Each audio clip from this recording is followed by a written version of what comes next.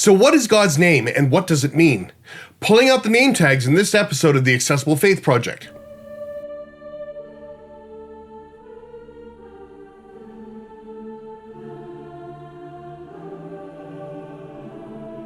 Hi there, I'm John and welcome to the Accessible Faith Project. If you're looking for insights into the Bible, faith, and history in ways that engage your brain regardless of your faith stance, then please hit subscribe and that little bell icon so you can be notified anytime I upload a new video. Look through the Bible and you will find God referred to in many different ways. Biblical songwriters and prophets especially were well known for some very creative phrases and words to evoke the divine. Anything from the image of a mighty warrior in Exodus chapter 15 to a nurturing mother in Isaiah chapter 66. These are powerful and artistic ways of describing God. But even the word God is a descriptor, not a name, and what that word is changes depending upon what language you're speaking. In English, it's God. In French, it's Dieu. Allah in Arabic and Theos in Greek. And again, all of these words are for God, but that's different from an actual proper name. So that begs the question, does God have an actual name in the Bible? And if so, what is it? There is a straightforward answer, yes, God does have a proper name, but it is a little more complicated than how it shakes out. So let's get into it. Look in most English translations of the Bible, particularly in the Old Testament, and God is referred to either as God or as the Lord. But notice that Lord is spelled out in small capital letters, different from the rest of the text around it. This is because in the original Hebrew, different words are used. Whenever you see the word God in the text, that means in the Hebrew word that is translated from is either El, Elohim, or some variant on that. On the other hand, anytime you see the Lord used, it is something else, because underneath that translation is God's revealed name.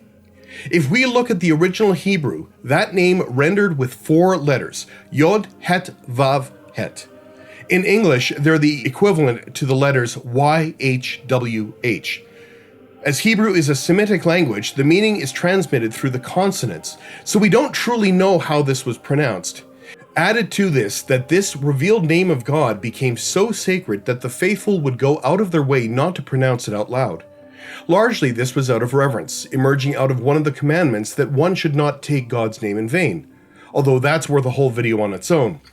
So instead of pronouncing the name out loud, it became the practice to use the word Adonai, which translated into English roughly means Lord or Master. This practice became commonplace. Even in the writing, we know from the Dead Sea Scrolls that scribes would sometimes use Paleo-Hebrew letters right in the middle of the more familiar-looking block text, so this 4-letter name was something that was treated with great reverence.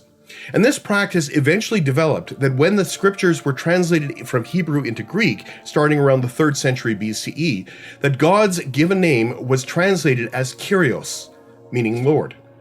As the Greek translation of the Hebrew scripture was the Bible that early Christians used, this practice continued. In fact, unless early Christians were able to read Hebrew, many of them would have been completely unaware of the tradition that was handed to them. In the West, Greek gave way to Latin, and this convention continued with domine as the word used, and this practice would spread throughout other Western languages, including English. It would only be when the Bible started to be translated into local languages that scholars would go back to the original Hebrew, and those 4 letters. In fact, when it comes to the divine name, scholars sometimes refer to it as the Tetragrammaton, literally the 4 letters. So whenever you see the Lord in the Old Testament specifically, it is these 4 letters underneath that translation. Today, most scholars agree that it is pronounced Yahweh. So now you know God's name, but what does it mean? Well, the first thing that you need to know is that the name of God does not mean Lord or Master. Rather, it is something far more profound. In the context of the biblical story, the divine name is formally revealed in the encounter that Moses has with the burning bush in Exodus chapter 3, verse 15. And it is extended somewhat in this encounter, and is translated into English as I am who I am, or even I am who I will be. It is still a bit cryptic, but at its core, the name of God essentially is the base root of the word being, essentially the ground of existence. Even then, it is more profound than that, with some theologians using the phrase ground of all being. So with that, here's one last bit of trivia. Despite its common use in English, there is one version of the divine name that we got wrong. It's this one. So what happened? The Bible that the Western Church used was written in Latin, but scholars decided to go back to the original languages, first Greek and then Hebrew. In conversations with Jewish scholars, they obtained access to the Hebrew text that they had. They had a passion for the study and sought to learn Hebrew in order to get at the original meaning of the text. And this was admirable, and it changed biblical scholarship substantially. But what they didn't have is a full understanding about how the reverence for the divine name would create a newbie spelling mistake that would persist for another 500 years and is still around today. So here's what happened. Earlier, I had mentioned that written Hebrew only has consonants. Well, what about the vowels? Between about 1500 and 1000 years ago, Jewish scholars developed a system to indicate vowels to help readers with pronunciation. By this time, Hebrew was a functionally dead language and only used in worship, so this guide was needed. These diacritic marks appeared as tiny dots and dashes above and below the letters to tell the reader what vowels to use. Now that seems straightforward enough, but remember the reverence for the divine name? Where in Hebrew, whenever anyone came across the four-letter name of God, one would pronounce Adonai instead of the actual letters. Well, to remind readers to do this, the scholars used the vowels from Adonai instead. So what happens when you take the four consonants from the divine name and combine it with the vowels from Adonai? Well, this is what happens.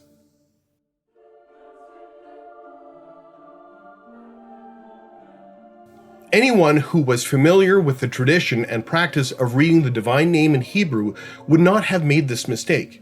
It's an example of knowing why and understanding context, as I mentioned before, matters. So I hope you found this interesting, enlightening, inspiring, or maybe even challenging. I think it's particularly meaningful that the name of God is rooted in a word that encourages us to consider our own existence. So what if this was new to you? What other questions does it raise? Let me know in the comment section down below. So if you want to explore this in ways that will expand your horizons and deepen your understanding regardless of your faith stance, then come and join us on this journey by clicking on subscribe and that little bell icon, and you're set to go. And I'll see you next time on the Accessible Faith Project.